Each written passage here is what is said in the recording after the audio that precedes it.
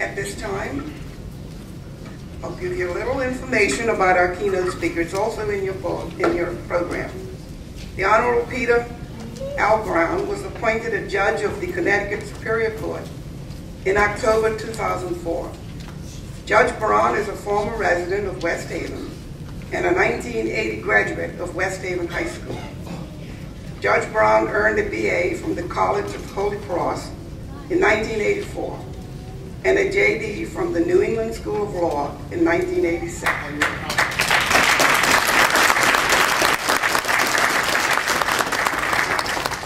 I'd like to thank you for the invitation to speak at the 14th Annual Cultural Celebration. It is truly an honor to be asked to return home.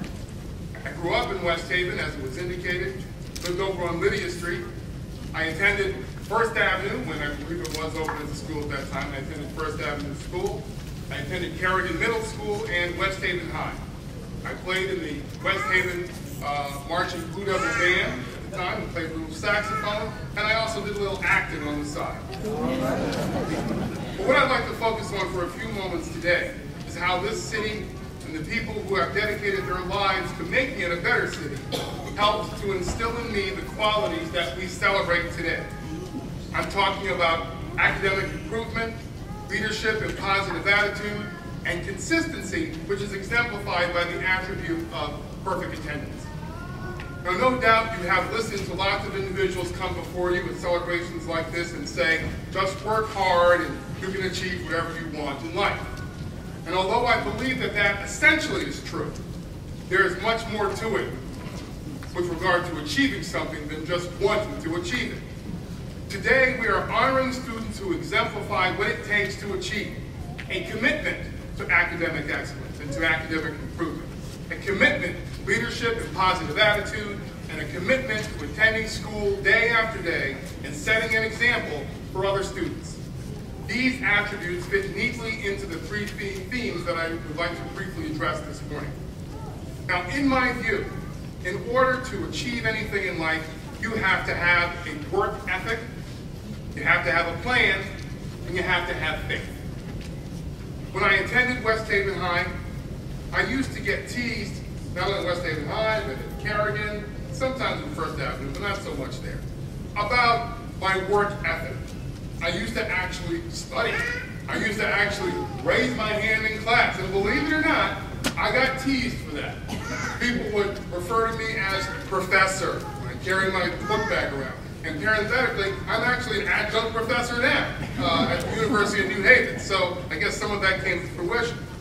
The key, however, is that I did not let the teasing and the taunting from individuals who apparently had some animus against someone who wanted to try to achieve, I didn't let that deter me from staying with my work ethic. I knew that studying was important. I knew that even in middle school that I wanted to go to law school. So I figured I better try to find out exactly how do you achieve this.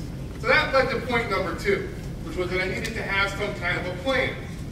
And I'll tell you what I do. I do it now and I did it then. I took a piece of paper and I wrote down point A, which was me, put Peter at point A, and then I put point B, which would say Peter L. Brown, JD for Juris Doctor. And I tried to figure out how do I get from point A to point B. I figured I need to talk to lawyers, because they're lawyers, they're doing what I want to do. Talk to those individuals, figure out how did you achieve this. I talked to some judges to figure out exactly how does the law work. Talk to individuals at law schools to get a sense from them in terms of what are you looking for in someone who's going to become a law student and go on to practice law. That was all part of coming up with a plan. And as I went through middle school, went through high school, there were some people that supported me, there were some that did not.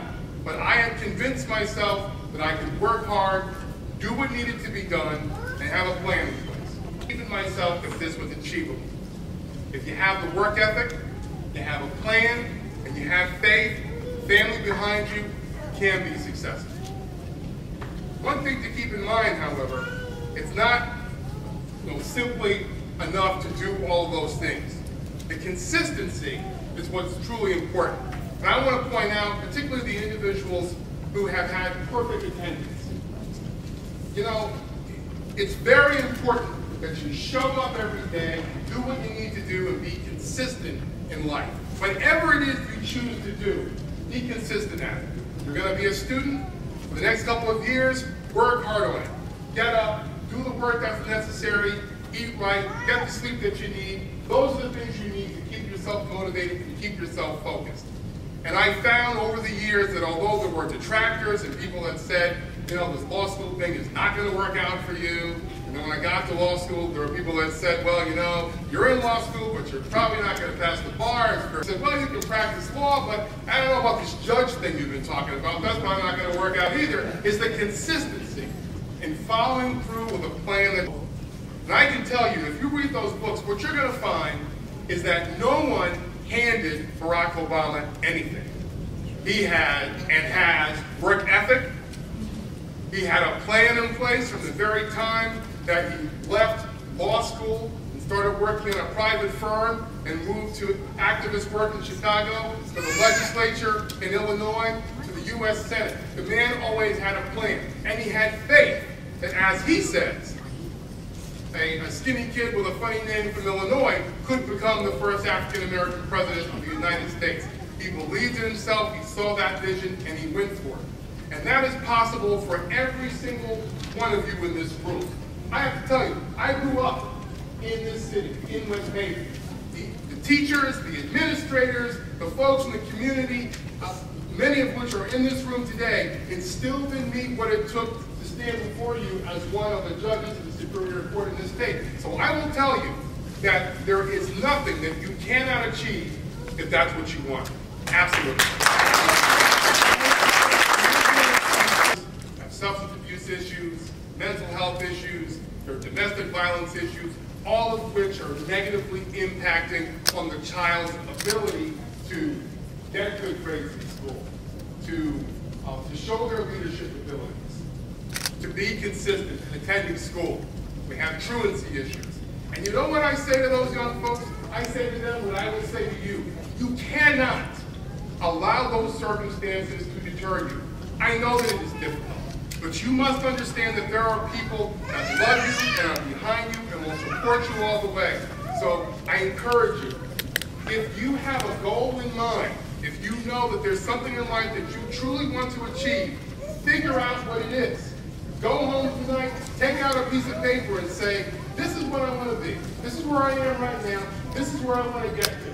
You want to be an architect?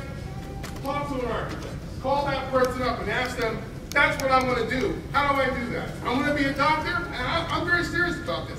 Get out that sheet of paper, figure out where you are today, where it is you want to be, and you map out, how do I get there? If you want to be a judge of the Superior Court, call me. I will tell you everything I know about how to get to that point, because these things are achievable.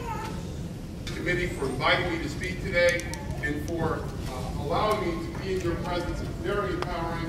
I congratulate each and every one of you, and there are others of you that can attain the same thing that these young folks have. I know we're all so proud, and again, thank you very much for the opportunity to be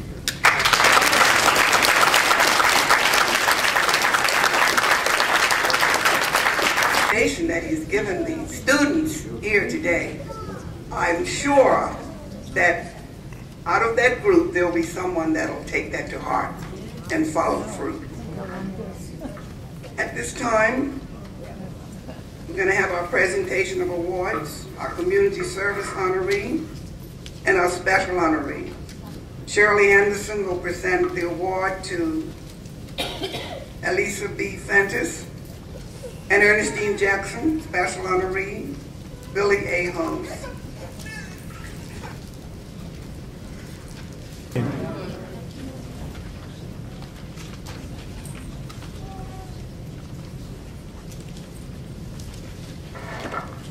Special honoree to Miss Alice B. Ventris. Alice B. Ventris has lived in New Haven since 1968, when she relocated to the city with Miles Laboratory, where she worked as an analogic chemist. She now is a teacher at Carrigan Middle School. Alice is a native of North Fork, Virginia, where she attended elementary and secondary schools.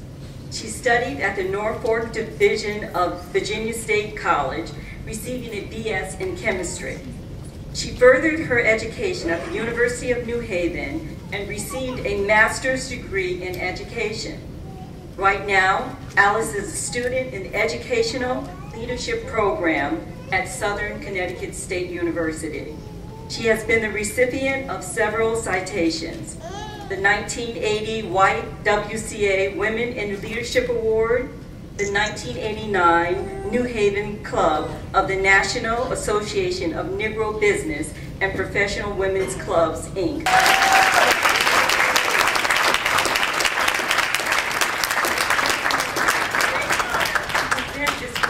Service Award to Miss Alice B. Fentress, a role model to so many young and old. I love this lady. You know, she does what she does because of her personal commitment to seeing others achieve their dream. And today, we honor her because she truly is making a difference with our youth.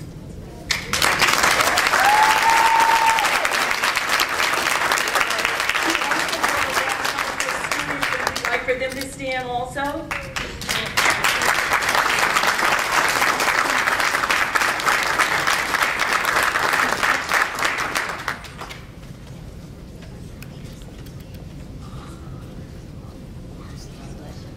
Thank you so much.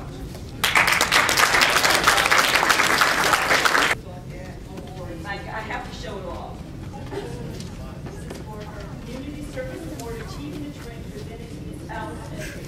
God creates his people with potential. We cannot know life's experiences to help us grow. West Haven Black Heritage Committee, John Picard, Mayor, February 25, 2009.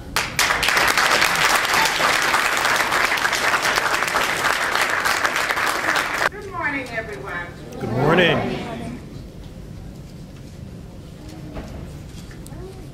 This certificate I'm about to present to Mr. Willie Holmes, who's a neighbor of mine. We worked together here in the city in West Haven and also the church in New Haven. So Mr. Holmes wears many hats. Willie Holmes is a resident of West Haven and an active participant in serving the West Haven community. Right now he serves as chairman of the Board of Commissioners for the West Haven Housing Authority. I cannot, in this short time, present all of Mr. Holmes' accomplishments and the awards that he has received, but I can say one thing, Willie. You exemplify what Mr. Cullen, who was a poet, said, not what we give, but what we share. For the gift without the giver is bare. And the gift we give serve not only other people, but we ourselves. And you have done that, Willie. And we want to congratulate you. We have this fact to present to you for your dedicated commitment and strong community service to the city of West Haven, Connecticut. And also, Mr. Holmes is on our plaque and sit on the first floor. The Black Heritage Committee have a plaque downstairs with some names on it. Mr. Holmes' name will go on that plaque this year.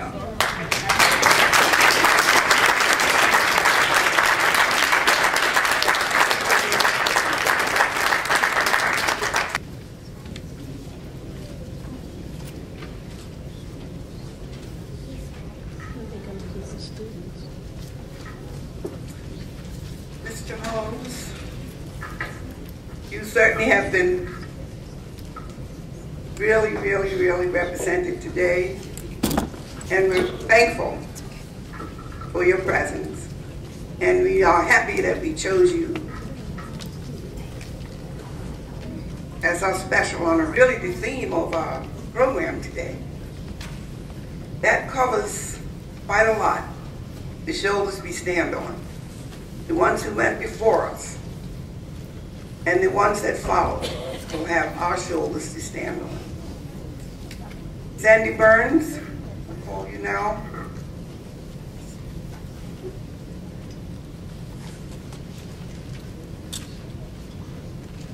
I have to say that all of us, it's wonderful to be part of these times, and I have to think that when God said that all of us were going to be born, He allowed us to be born at this time, and it's always for a purpose.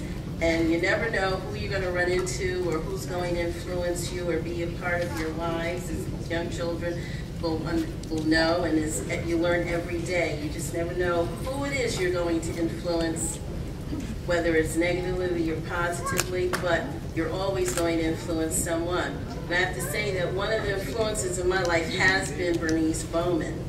Mrs. Bowman was born and educated in New Haven, Connecticut, and after graduating from Hill House High School, she pursued her higher education at Fisk University and Southern Connecticut State University. She married Clarence L. Bowman, to whom she was married for 59 years until his death. She has 2 children, 3 grandchildren, and 4 grandchildren, great-grandchildren. And I consider myself one of her daughters. In 1960, the Bowman family moved to West Haven. The move not only fulfilled a family dream, it also ushered in Mrs. Bowman's ascent into her civic and political career that continues to this day. Her first foray into the civic political arena in West Haven began when the successful neighborhood opposition to a proposed landfill in Allentown, where she lives. Her first priority has always been the betterment of her community. In 1987 to 1992, she co-founded and served as vice president of the West Haven Black Coalition. This organization was purposed to meet the challenges and concerns of West Haven's Black community. Her involvement with the National Federation of Democratic Women, spanning from 1980 to the present, has been a catalyst for her political career. She has served 3 terms, 1993 to 1999, as a 5th District Councilwoman on the West Haven City Council. She was also the first Black woman to serve as president of the West Haven Federation of Democratic Women from 1980 to 1984. She went on to serve as president of the Connecticut NFDW from 1987 to 1991. And she has served in several capacities in organizations and institutions, too numerous to mention. One organization stands out amongst all of them, though: the Sojourner Network of Democratic Women. Their mission is to increase the number of Black women serving in public office, commissions, and boards. And she was presented with the Sojourner Legacy Award in 2003. And I have to say that part of her mission has always been to even include people like myself to become involved in your community, to be a part, to invest yourselves into that community and that environment in which you're raising your children, going to work every day, find the time to go to board meetings, to Board of Education meetings, whether it's planning and zoning meetings, but get involved with what's going on and affecting your lives every day, so you make your own decisions and people don't make them for you. And Mrs. Bowman has inspired me in that respect. Mrs. Bowman, I'll say this to you. You remain a strong advocate and a role model to all women across this country. And thank you for being a driving force in this Black Heritage Committee, because you are truly appreciated. And also that Democratic women throughout the state and throughout everyone that knows you, loves you, and don't know you, we all love you, and we want to thank you and say we appreciate you. Thank you.